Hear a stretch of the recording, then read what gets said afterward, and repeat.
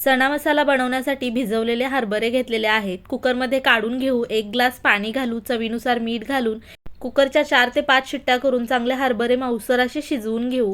वाटण करण्यासाठी किसलेलं सुकं खोबरं, चिरलेला कांदा, चिरलेला टोमॅटो, मुठभर कोथिंबीर, 7 ते 8 लसूण पाकळ्या आणि आल्याचे थोडे तुकडे आहेत.